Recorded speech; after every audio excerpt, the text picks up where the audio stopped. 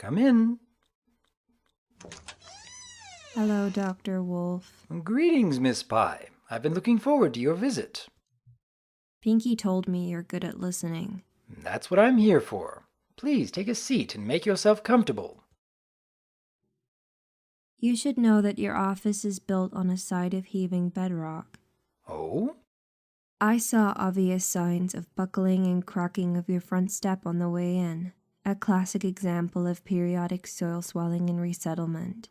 Also due to the high concentration of clay minerals in this area, which expand in the presence of moisture.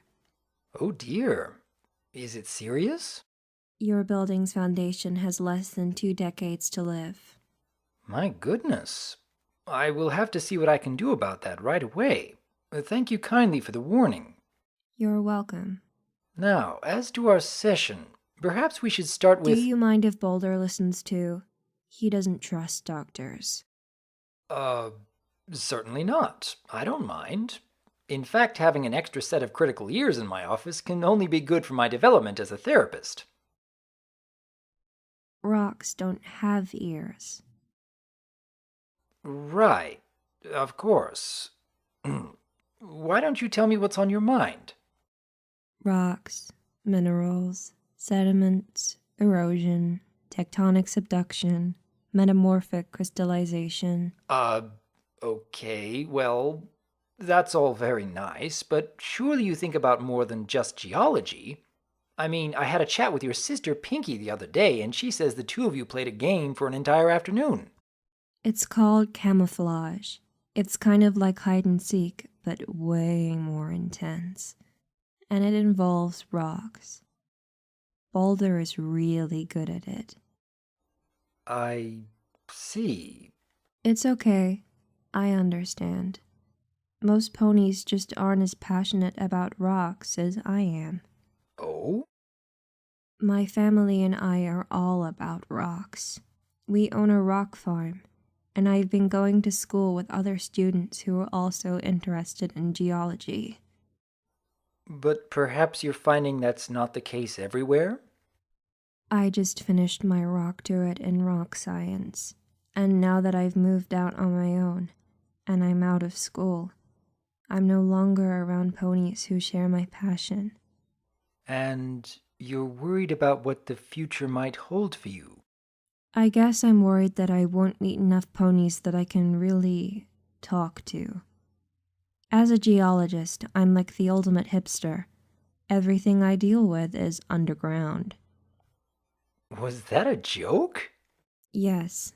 To lighten the mood, I tell jokes about rocks. Well, that's great.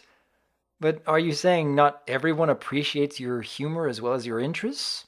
That's right. I'm starting to feel isolated, like an erratic boulder in the middle of an empty, glaciated valley. Ah. Well, I suppose seeing some pony like your sister Pinky constantly throwing parties and sharing interests and joy with so many around her, perhaps you're wishing for just a few moments where you could do the same? Pinky seems to have no trouble having other ponies enjoy her company. I don't want to say that I'm jealous. I see. Pinky really seems to enjoy your company, though. You should hear what she says about you.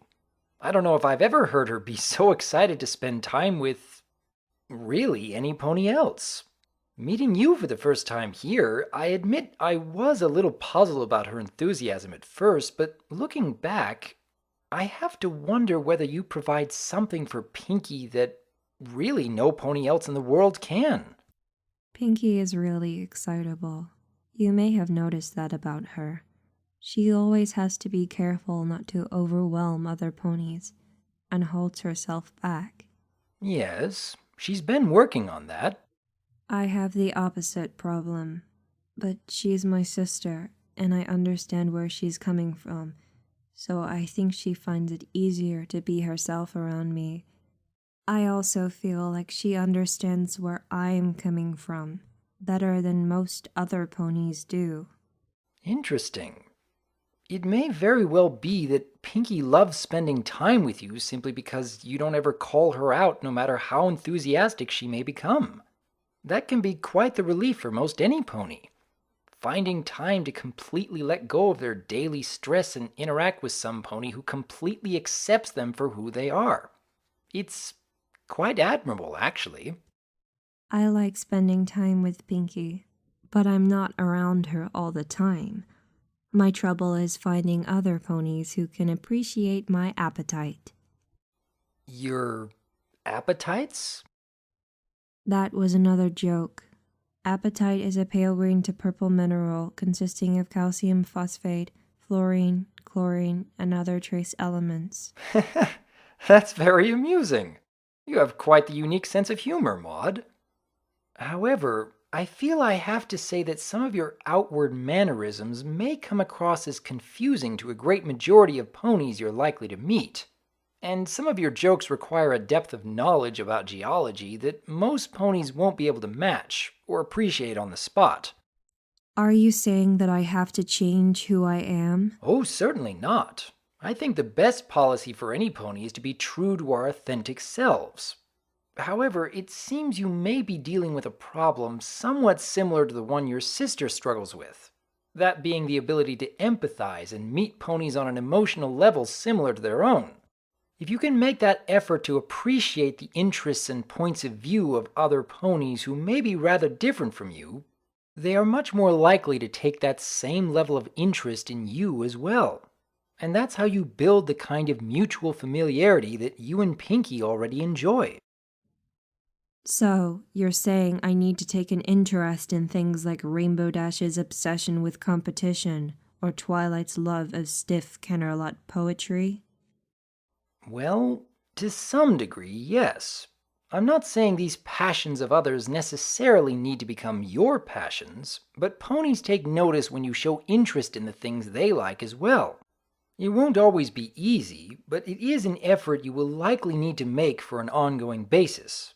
That is, if it is really important to you that your circle of friends goes well beyond your immediate family and your fellow geology students. Interesting. And who knows, you may even discover you have additional interests in new areas that you may not have otherwise considered. And then you can share that with other ponies as well. I see. That makes me feel a little guilty. Oh? How so? It reminds me of how hard Pinky first tried to get me to make friends with her friends. And how did that go? I may have been a little blunt with her friends when they were showing me things I really didn't think I could like. When we didn't click the way she expected, Pinky created this obstacle course that mashed together everyone's interests at once. I remember Pinky mentioning that. I take it didn't go well? It was a dumb idea, and Pinky almost got herself seriously hurt or even killed. But she might have not felt the need to do it if I had tried harder from the beginning to understand her friends. I suppose that's possible, though it's hard to know for sure at this point. Certainly it's nothing to dwell upon.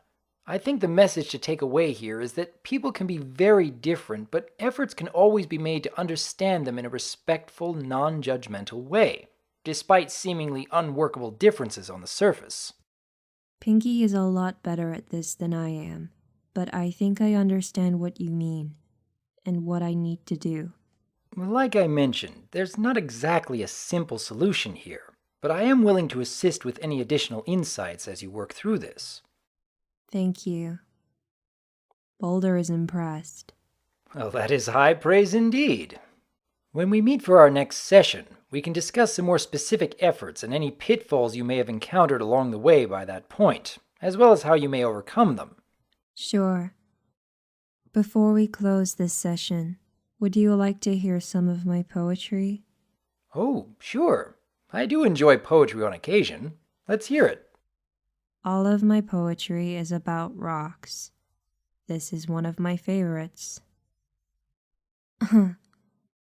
Rocks, little hard bodies with character profound, but always quiet, always cold, abundant treasures all around. Silent witnesses from times of old, forever doomed to drift and fold. Rocks are noble and make great gifts, because roses die, and chocolate just goes to your hips.